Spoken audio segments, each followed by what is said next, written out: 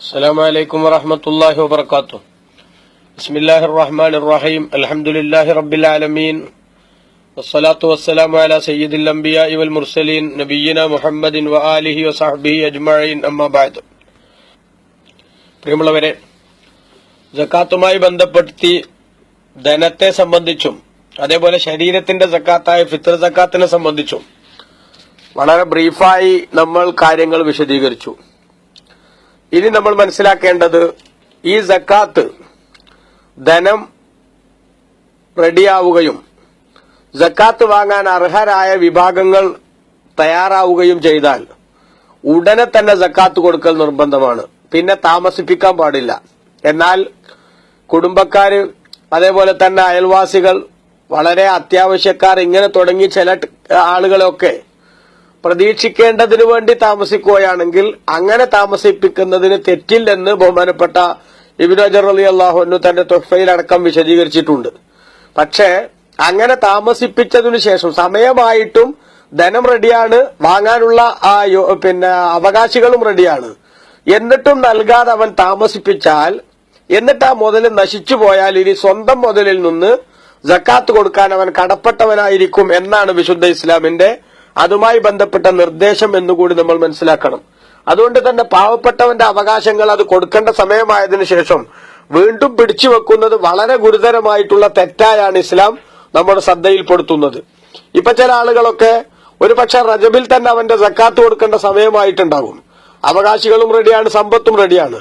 പക്ഷെ റമദാൻ പുണ്യമാസമല്ലേ എന്ന നിലക്ക് ആ റമദാനിലേക്ക് സക്കാത്ത് മാറ്റിവെക്കുന്ന ശൈലിയുണ്ട്.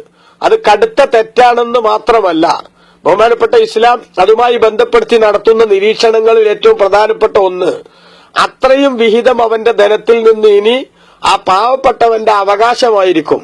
അതുകൊണ്ട് തന്നെ അതിനവൻ കച്ചവടം നടത്തുമ്പോൾ ആ വിഹിതം എന്ന് പാവപ്പെട്ടവന്റേത് കൈയിട്ട് വാരിയതിൽ നമ്മൾ കച്ചവടം നടത്തുക എന്ന അരുതാത്ത ഒരു പാതകം നമ്മുടെ ജീവിതത്തിൽ നടക്കുന്നതായാണ് വിശുദ്ധ ഇസ്ലാമിന്റെ അതുമായി ബന്ധപ്പെട്ട നിരീക്ഷണം എന്ന് നമ്മൾ ചിന്തിക്കണം. നിങ്ങൾ നോക്കൂ, അപ്പൊ അതുകൊണ്ട് തന്നെ സക്കാത്ത് കൊടുക്കേണ്ട സമയമായാൽ, അഥവാ ചാന്ദ്രിക വർഷമനുസരിച്ച് കൊല്ലം തികഞ്ഞാൽ, മുഹറം 10 കച്ചവടം തുടങ്ങിയ ഒരാള് അടുത്ത മുഹറം 10 ആയാൽ അവന് നിർബന്ധമായും സ്റ്റോക്ക് എടുപ്പ് നടത്തി അവൻ സക്കാത്ത് കൊടുത്തിരിക്കണം അതിന്റെ നിശ്ചിത വിഹിതം. അത് കഴിഞ്ഞിട്ട് അത് താമസിപ്പിക്കുന്നത് കടുത്ത തെറ്റും, അതേപോലെ തന്നെ മറ്റുള്ളവർക്ക്, അവകാശികൾക്ക് നമ്മൾ നൽകേണ്ടത് നൽകാതെ കഴിവുള്ളവൻ സുയിപ്പ് കാണിക്കുക എന്ന് പറയുന്ന അക്രമത്തിന്റെ പരിധിയിലും വരുമെന്നാണ് വിശുദ്ധ ഇസ്ലാമിന്റെ നിർദ്ദേശം. അതുകൊണ്ട് തന്നെ റമദാനാവട്ടെ എന്ന് പറഞ്ഞ് നേരത്തെ സക്കാത്ത് നിർബന്ധമായ ആളുകൾ അത് മാറ്റിവെക്കുന്നതും റമദാനിൽ കൊടുക്കാമെന്ന് വെക്കുന്നതും കടുത്ത അനീതിയാണ്, തെറ്റാണ് എന്ന് നമ്മൾ മനസ്സിലാക്കണം. എന്ന് മാത്രമല്ല, ഒരു കാര്യവും കൂടെ ഇവിടെ നമ്മൾ ശ്രദ്ധിക്കുക, സക്കാത്തും റമദാനും തമ്മിൽ പ്രത്യേകിച്ച് ബന്ധമൊന്നുമില്ല. മനസ്സിലായില്ലേ? സക്കാത്തും റമദാനും തമ്മിൽ പ്രത്യേകിച്ച് ബന്ധമല്ല, മറിച്ച് റമദാനും സദക്കയും തമ്മിലാണ് ബന്ധമുള്ളത്. അഥവാ ഐച്ഛിക ദാനങ്ങൾ, സുന്നത്തായ ധർമ്മങ്ങൾ, അത് റമദാനു ഷരീഫിൽ വർദ്ധിപ്പിക്കുക എന്നത് പുണ്യമുള്ള സമയം, പുണ്യമുള്ള മാസം എന്ന നിലക്ക് അത് കൂടുതൽ ഫലവത്താണ്. അതേ സമയത്ത് സക്കാത്ത് എന്ന് പറയുന്നത് എപ്പോഴാണോ അതിന്റെ സമയമാകുന്നത് ആ സമയത്ത് കൊടുക്കേണ്ടതാണ് എന്ന് നമ്മൾ മനസ്സിലാക്കണം. കാരണം സദക്ക നമ്മുടെ ഔദാര്യമാണ്, വേണമെങ്കിൽ കൊടുക്കാതിരിക്കാം. പക്ഷെ സക്കാത്ത് പറയുന്നത് പാവപ്പെട്ടവന്റെ അവകാശമാണ്, മുമ്പ് നമ്മൾ സൂചിപ്പിച്ചിട്ടുണ്ടല്ലോ. അതുകൊണ്ട് തന്നെ അത് സമയമായിട്ടും കൊടുക്കാതെ താമസിപ്പിക്കുന്നത് തെറ്റാണ്. ഏതായാലും ശരി, ആ സക്കാത്ത് നമ്മൾ കൊടുക്കേണ്ടത് 8 വിഭാഗം ആളുകൾക്കാണെന്ന് വിശുദ്ധ ഖുർആൻ പറയുന്നുണ്ട്. നിങ്ങൾ നോക്കൂ, സൂറത്തു തൗബ 9-ാം അധ്യായത്തിന്റെ 60-ാമത്തെ ആയത്തിൽ അള്ളാഹു പറയുന്നത് കാണാം, അഊദു ബില്ലാഹി മിനശ് ശൈത്വാനിർ റജീം, ഇന്നമസ് സ്വദഖാതു ലിൽ ഫുഖറാഇ വൽ മസാകീനി വൽ ആമിലീന അലൈഹാ വൽ മുഅല്ലഫതി ഖുലൂബുഹും വഫിർ റിഖാബി വൽ ഗാരിമീന വഫീ സബീലില്ലാഹി വബിനിസ് സബീൽ ഫരീളതൻ മിനല്ലാഹ് വല്ലാഹു അലീമുൻ ഹകീം.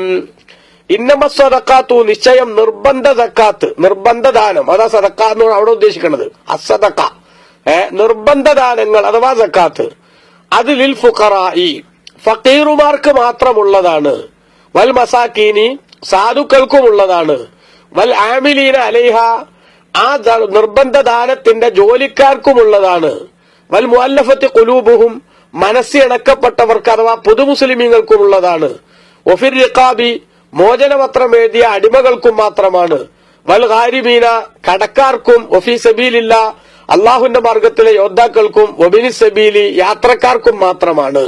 ഫരീളത്തൻ മിനല്ലാഹ്, ഇത് അള്ളാഹുവിൽ നിന്ന് നിർബന്ധമായി അള്ളാഹു താല തീരുമാനിച്ചിട്ടുള്ള ഒരു സംഗതിയാകുന്നു. വല്ലാഹു അലീമുൻ ഹക്കീം, അള്ളാഹു താല കാര്യങ്ങളെല്ലാം അറിയുന്നവനും യുക്തിയുക്തം പ്രവർത്തിക്കുന്നവനുമാകുന്നു എന്ന് അള്ളാഹു സുബ്ഹാനഹു വ തആല പറഞ്ഞു സൂറത്തു തൗബയുടെ 60-ാമത്തെ ആയത്തിൽ. നാം ചിന്തിക്കുക, ഇവിടെ 8 വിഭാഗം ആളുകളെ ഖുർആൻ പറഞ്ഞിട്ട് ആ പറഞ്ഞ ശൈലി നോക്കണം. ഇന്നമ സ്വതക്കാത്തു, ഇന്നമാട്ട് പറഞ്ഞാൽ ഇനി അതിന്റെ ഗ്രാമർ അനുസരിച്ച് ആ നിർബന്ധ ദാനങ്ങൾ ഈ പറഞ്ഞ 8 കാറ്റഗറികൾക്ക് മാത്രമാണ്. മറ്റൊരു വിഭാഗത്തിനും എന്ത് കൊടുക്കാൻ പാടില്ല? സക്കാത്ത് കൊടുക്കാൻ പാടില്ല. അത് പണ്ഡിതന്മാർ വിശദീകരിച്ചുകൊണ്ട് പറഞ്ഞു, ഈ പറഞ്ഞ 8 വിഭാഗത്തിലെ മുസ്ലിമീങ്ങൾക്ക് മാത്രമാണ് സക്കാത്ത് കൊടുക്കേണ്ടത്. അതുകൊണ്ട് മതസൗഹാർദ്ദത്തിന്റെ പേരിൽ സക്കാത്തിന്റെ ഫണ്ട് മറ്റുള്ള വിഭാഗങ്ങളിലേക്ക് നീക്കം ചെയ്യുന്ന ചില അക്രമങ്ങൾ ചില സക്കാത്ത് കമ്മിറ്റികൾ നടത്തിക്കൊണ്ടിരിക്കുകയും ജനങ്ങളുടെ കയ്യടി നേടാൻ വേണ്ടിയിട്ടുള്ള പ്രവർത്തനങ്ങൾ നടത്തുകയും ചെയ്യുന്നത് അത് ഇസ്ലാമികമല്ല എന്ന് ഗൗരവത്തോടുകൂടെ നമ്മൾ ചിന്തിക്കണം എന്നിടക്ക് ഞാൻ സൂചിപ്പിക്കുന്നു. ഏതായാലും 8 വിഭാഗത്തെ പറഞ്ഞുവല്ലോ. ആരാണ് ഈ വിഭാഗങ്ങൾ? ഒന്ന് ഫക്കീർ. ഫക്കീർ എന്ന് പറഞ്ഞാൽ അവന്റെ കയ്യിൽ അവന് ജീവിക്കാൻ ആവശ്യമായിട്ടുള്ള ചെലവിനാവശ്യമായിട്ടുള്ള ധനമല്ല, അനുയോജ്യമായ ജോലിയും ഇല്ലാത്ത, ഒരു വകുപ്പും ഇല്ലാത്ത, 10 ഉറുപ്പ്യ ചെലവുണ്ട്, അതേസമയത്ത് 2 ഉറുപ്പ്യ പോലും വരുമാനമില്ലാത്ത ആള് എന്നാണ് എന്തിന്റെ അർത്ഥം? ഫക്കീർ എന്ന് പറഞ്ഞതിന്റെ അർത്ഥം. മിസ്കീൻ എന്ന് പറഞ്ഞാൽ അവനും ആവശ്യത്തിന് തികയാത്തവനാണ്. പക്ഷെ അവ തമ്മിലുള്ള വ്യത്യാസം എന്ന് പറയുന്നത് അവന്റെ ആവശ്യത്തിന് പൂർണ്ണമായി തികയില്ല, പക്ഷെ കുറെയൊക്കെ കിട്ടും. മറ്റേ തീരല്ലാത്തവ പരമദരിദ്രൻ എന്ന് പറഞ്ഞത്.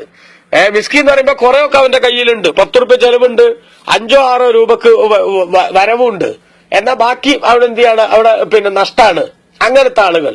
സക്കാത്തിന്റെ ജോലിക്കാരെന്ന് പറയുന്നത് ഇസ്ലാമിക ഭരണകൂടം ഉള്ളിടത്ത് സക്കാത്തുകൾ പിരിക്കാനും ശേഖരിക്കാനും ഒക്കെ ഭരണാധികാരി നിശ്ചയിക്കുന്ന ആളുകളാണ് സക്കാത്തിന്റെ ജോലിക്കാർ. അത് ഇസ്ലാമിക ഭരണകൂടം ഉള്ളിടത്തും ആ അർത്ഥത്തിൽ സക്കാത്ത് പിരിക്കുന്നിടത്തും മാത്രമേ ഉണ്ടാവൂ. അതുകൊണ്ട് നമ്മുടെ രാജ്യം പോലുള്ള രാജ്യങ്ങളിൽ ആ ഒരു കാറ്റഗറി ഇല്ല എന്ന് നമ്മൾ മനസ്സിലാക്കണം. അപ്പൊ 8 ഇപ്പൊ തന്നെ ഔട്ടായി നടത്താം. വൽ മുഅല്ലഫത്തി ഖുലൂബുഹും, ഹൃദയം വെണക്കപ്പെട്ടവരെന്ന് പറഞ്ഞ 4-ാമത്തെ വിഭാഗം പുതുമുസ്ലിമീങ്ങളാണ്. ആ പുതുമുസ്ലിമീങ്ങൾ ഒരു പക്ഷേ ഇസ്ലാമിൽ വന്നുവെങ്കിലും അവരുടെ വാക്കിലും സമീപനത്തിലും ഒക്കെ ചിലപ്പോ ഇസ്ലാമിൽ കടന്നു വന്ന ഒരു മനസ്സുറക്കാത്തൊരവസ്ഥയൊക്കെ ഉണ്ടാവും. അപ്പോ അവരുടെ ആവശ്യങ്ങൾ നമ്മൾ പരിഗണിക്കുന്ന സമയത്ത് അവർക്ക് ഇസ്ലാമിനോടുള്ള മമത കൂടുകയും ഇസ്ലാം അവരിൽ ഉറക്കുകയും ചെയ്യും. ഒരു പക്ഷേ അങ്ങനത്തെ ആളുകളായിരിക്കും. അല്ലെങ്കിൽ അവര് അതിങ്ങനൊന്നും ആവശ്യമില്ലാത്തവരാ, അവര് വലിയ കേമന്മാരും ശ്രേഷ്ഠന്മാരും തന്നെയാണ്. പക്ഷെ അവർ ഇസ്ലാമിലേക്ക് കടന്നു വന്നിട്ട് അവരെ കൂടി നമ്മൾ ഈ നിലക്ക് ബഹുമാനിക്കുകയും പരിഗണിക്കുകയും ചെയ്യുന്നുണ്ടെന്ന് കാണുമ്പോൾ ഇസ്ലാമിലേക്കുള്ള മറ്റുള്ള ആളുകളുടെ വരവിന് എൻട്രിക്ക് അതൊരു പ്രചോദനമാവുമെങ്കിൽ ആ നിലക്കുള്ള ആളുകൾ അഥവാ പുതുമുസ്ലിമീങ്ങൾക്ക് സക്കാത്ത് കൊടുക്കണം. പിന്നെ പറയുന്നത് 5-ാമത്തെ വിഭാഗം വഫിർ റിഖാബി, മോചനപത്രം എഴുതപ്പെട്ട അടിമകൾ എന്നാണ്. അടിമ വ്യവസ്ഥ നിലവിലില്ലാത്ത സ്ഥിതിക്ക് ആ കാറ്റഗറി നിന്ന് ഔട്ടാണ്, ഞാൻ വിശദീകരിക്കേണ്ടതില്ല. അതുകൊണ്ടപ്പോ 8 നിന്ന് 2 ഔട്ടായി. ഇനി പറയുന്നത് പോലെ ഗാരിമീൻ, കടക്കാര്, കടം കൊണ്ട് വിഷമിക്കുന്നവർ എന്ന് പറയുന്നത് വളരെ വിശാലമായ ഒരു വിഷയമുള്ളതാണത്. സ്വന്തം ആവശ്യത്തിനു വേണ്ടി, കുറ്റകരമല്ലാത്ത ആവശ്യത്തിനു വേണ്ടി കടം വാങ്ങിയതായാലും അതേപോലെ തന്നെ കുടുംബം പോറ്റാൻ വേണ്ടി നിവൃത്തിയില്ലാതെ കടം വാങ്ങിയതായാലും അതൊക്കെയും ഈ പറഞ്ഞ കടക്കാരൻ എന്ന് പറഞ്ഞതിന്റെ പരിധിയിൽ വരും. അതോടൊപ്പം തന്നെ മുസ്ലിമീങ്ങളുടെ പൊതു കാര്യങ്ങൾക്ക് വേണ്ടി, ഉദാഹരണമായിട്ട് ബഹുമാനപ്പെട്ട ഫത്തുൽ മുയിലൊക്കെ നമുക്ക് കാണാൻ സാധിക്കും. ഒരാള് വയുഴ്ത്തൽ മുസ്തദീനു ലി മസ്ലഹത്തിൻ അഹമ്മത്തിൻ, ഒരു പൊതു നന്മക്ക് വേണ്ടി കടം വാങ്ങിയ ആൾക്ക് സക്കാത്ത് നൽകപ്പെടണം. ലൈഫിൻ, അതിഥി സൽക്കാരം പോലെ, അതേപോലെ ഫക്കി അസീരിൻ, ഒരു തടവ് പുള്ളിയെ രക്ഷപ്പെടുത്തും പോലെ, വൈമാനത്തിൻ അഹ്ബി മസ്ജിദിൻ, പള്ളി പോലത്തത് പരിപാലിക്കും പോലെ. അപ്പൊ അത്തരം കാര്യങ്ങൾക്ക് വേണ്ടി ഒരാൾ കടം വാങ്ങിയാൽ ആ കടം വാങ്ങിയ ആൾക്ക് അവന്റെ ഒരു പൊതുകാര്യത്തിന് വേണ്ടി കടം വാങ്ങിയ ആൾക്ക് അതിൽ നിന്നുള്ള വിഹിതം, സക്കാത്തിന്റെ വിഹിതം നൽകാവുന്നതാണ്. അതേപോലെ തന്നെ ജാമ്യം നിന്ന ഒരാൾക്ക് വേണ്ടി അങ്ങനെയൊക്കെ വരുന്ന സമയത്തും എന്നിട്ട് അത് കിട്ടാൻ ആ ജാമ്യക്കാരൻ മറ്റേയാൾ മുങ്ങണ അവസ്ഥയോ അല്ലെങ്കിൽ അയാള് കൊടുക്കാത്ത അവസ്ഥയൊക്കെ വരുന്ന സമയത്ത് ഇവന് വ്യവസ്ഥാപിതമായിട്ട് അത് കൊടുക്കാവുന്നതാണ്. എന്തുകൊണ്ടാന്ന് വെച്ചാൽ മുസ്ലിങ്ങൾ പൊതു ആവശ്യങ്ങൾ വരുന്നിടത്ത് നിന്ന് പുറകോട്ട് മാറാതിരിക്കാനുള്ള ഏറ്റവും പ്രധാനപ്പെട്ട ഒരു ചിന്തയാണ് അവിടെ. എന്നാൽ ഇത്തരം സംഗതികൾക്ക് വേണ്ടി സ്വന്തം കീശയിലെ പണം എടുത്തിട്ട് അവൻ ചെലവാക്കി നോക്കുക, എന്നാ കൊടുക്കേണ്ടതില്ല, കാരണം അത് അവന്റെ സദക്കയായിട്ടാണ് കൂട്ടുക. അതേസമയത്ത് കടം വാങ്ങി കൊടുത്തെടുത്താണ് ഇത് പരിഗണിക്കുക. ചെലവഴിക്കുക എന്ന് ബഹുമാനപ്പെട്ട ഇസ്ലാം പറഞ്ഞിട്ടുണ്ട്. പിന്നെ പറയുന്നത് വഫീ സബീലില്ല, അള്ളാന്റെ മാർഗത്തിലുള്ള യോദ്ധാക്കൾ എന്നാണ്. ഇസ്ലാമിക ഭരണകൂടത്തിന് കീഴിൽ കൃത്യമായ വ്യവസ്ഥയോടുകൂടെ നടക്കുന്ന ധർമ്മ പോരാട്ടങ്ങളിൽ പിന്നെ ഫ്രീ ആയി സംബന്ധിക്കുകയും അതിനുവേണ്ടി പേര് രജിസ്റ്റർ ചെയ്യുകയും ചെയ്തിട്ടുള്ള ആളുകളാണ്. ശമ്പളം പറ്റാതെ ആ നിലക്ക് ജോലി ചെയ്യുന്നവരാണ് സബീലുള്ള എന്ന് പറഞ്ഞുകൊണ്ട് ഉദ്ദേശം. അതും ഇസ്ലാമിക ഭരണകൂടമില്ലാത്ത നമ്മുടെ രാജ്യം പോലത്തടത്തൊന്നും എന്തില്ല, ആ ഒരു കാറ്റഗറിയും ഒരു നിലക്കും വരില്ല. അപ്പൊ 3 വിഭാഗം എന്തായാലും നമ്മുടെ നാട്ടിലൊക്കെ ഔട്ടാണ്. ഒന്ന് സക്കാത്തിന്റെ ജോലിക്കാര്, രണ്ടാമത്തത് മോചനപത്രം എഴുതിയ അടിമ, മൂന്നാമത്തത് അള്ളാഹുവിന്റെ മാർഗത്തിലെ യോദ്ധാക്കൾ എന്ന് പറയുന്നത്. നാലാമത്തത് പിന്നെ ഇനി 8ാമത്തെ വിഭാഗം വബിനി സബീൽ, യാത്രക്കാര്. ഒരാൾ ഒരു പുതിയ യാത്ര തുടങ്ങുന്നു, അനുവദനീയമായ ഒരു കാര്യത്തിന് വേണ്ടിയുള്ള ഒരു യാത്ര തുടങ്ങുന്നു, അല്ലെങ്കിൽ ഒരു യാത്രക്കാരൻ നമ്മുടെ സക്കാത്ത് വിതരണം ചെയ്യുന്ന സ്ഥലത്തുകൂടെ വന്നുപെട്ടു, അവന്റെ കയ്യിൽ കാശില്ല, അവൻ ലക്ഷ്യസ്ഥാനത്തേക്ക് എത്താൻ നിവൃത്തിയില്ല, അങ്ങനെയൊക്കെ വരുന്ന സമയത്ത് അവർക്കും സക്കാത്ത് കൊടുക്കാവുന്നതാണ്. ഇപ്പറഞ്ഞ 8 വിഭാഗങ്ങൾക്ക് മാത്രമാണ് സക്കാത്ത് എന്ന് പറഞ്ഞപ്പോൾ പള്ളിക്കും മദ്രസക്കും ഒന്നും സക്കാത്ത് കൊടുത്തുകൂടാന്ന് ഇപ്പൊ പറഞ്ഞത് മനസ്സിലായല്ലോ. റമദാൻ ആയാൽ എത്രയോ പത്രങ്ങൾ നമ്മൾ പരസ്യം കാണും, ഞങ്ങളെ പള്ളി പൊളിച്ചിട്ടിരിക്കുകയാണ്, പള്ളി നന്നാക്കാൻ വേണ്ടി നിങ്ങൾ എല്ലാവരും കാശ് തരണം സക്കാത്തിന്റെ ഫണ്ടിൽ നിന്ന്. അങ്ങനെ കൊടുക്കണവരും വാങ്ങണവരും ഒക്കെ ശ്രദ്ധിക്കണം. നമ്മുടെ സക്കാത്ത് അത് വ്യവസ്ഥാപിതമായി നിർവഹിക്കപ്പെടാത്ത സാഹചര്യം വരും. അപ്പൊ അതുകൊണ്ട് തന്നെ ഈ പറഞ്ഞ 8 വിഭാഗത്തിന്റെ വ്യവസ്ഥകളൊത്തവർക്ക് മാത്രമേ സക്കാത്ത് കൊടുക്കാൻ പാടുള്ളൂ. അവർക്ക് കൊടുത്താൽ മാത്രമേ നമ്മുടെ സക്കാത്തിന്റെ ബാധ്യത വീടുകയുള്ളൂ. കൊടുത്തു എന്നതുകൊണ്ട് മാത്രമായില്ല, ആ കൊടുക്കുന്നത് സക്കാത്തായി പരിഗണിക്കാനുള്ള കണ്ടീഷൻസ് നമ്മൾ കീപ്പ് ചെയ്തിട്ടുണ്ടോ എന്നത് പ്രത്യേകമായി പരിഗണിക്കേണ്ടതും അത് നമ്മൾ ഉൾക്കൊള്ളേണ്ടതുമാണ് എന്ന് കൂടി ഇവിടെ മനസ്സിലാക്കണം. പ്രിയപ്പെട്ട സഹോദരങ്ങളെ, ഇന്നിപ്പോ സക്കാത്ത് കമ്മിറ്റികൾ ഉണ്ടാക്കിയിട്ട് അവര് സക്കാത്ത് ആളുകളിൽ നിന്ന് വാങ്ങുമ്പോ സക്കാത്തിന്റെ ജോലിക്കാരാണ് ഞങ്ങൾ എന്ന് പറയുന്ന സ്വഭാവം പലയിടത്തും ദുർവ്യാഖ്യാനത്തിന്റെ ആശാന്മാരെ നടത്തുന്നതായിട്ട് അറിയാൻ സാധിക്കുന്നുണ്ട്. അതേപോലെ എവിടെങ്കിലുമൊക്കെ CD വിതരണം ചെയ്യാനും ജനങ്ങളെ ഈമാൻ ഭയപ്പിക്കാനൊക്കെ ശ്രമിക്കുന്ന ആൾക്കാർ ഇതൊക്കെ സബീലില്ലയുടെ മാർഗമാണ് എന്ന് പറയുന്നതായിട്ടും കേൾക്കാൻ സാധിക്കുന്നുണ്ട്. അത്തരക്കാർക്കൊക്കെ സക്കാത്ത് കൊടുത്ത് പരലോകത്ത് കൈകടിക്കേണ്ട ദുരന്തത്തിലേക്ക് എത്തിപ്പെടരുത് എന്ന മുന്നറിയിപ്പ് എന്റെ പ്രിയപ്പെട്ട സഹോദരങ്ങളോട് വിനീതമായി നടത്തുന്നു. അല്ലാഹു സുബ്ഹാനഹു വ തആല നമുക്കെല്ലാം നാഫിയായ ഇൽമു നൽകുമാറാവട്ടെ. ഉള്ളതുപോലെ മനസ്സിലാക്കി അത് ഉൾക്കൊണ്ട് ജീവിക്കാനുള്ള തൗഫീഖ് നൽകട്ടെ. ആമീൻ. വസല്ലല്ലാഹു അലാ സയ്യിദിനാ മുഹമ്മദ് വആലിഹി വസഹബിഹി അജ്മഈൻ വൽഹംദുലില്ലാഹി റബ്ബിൽ ആലമീൻ. വസ്സലാമു അലൈക്കും വറഹ്മത്തുള്ളാഹി.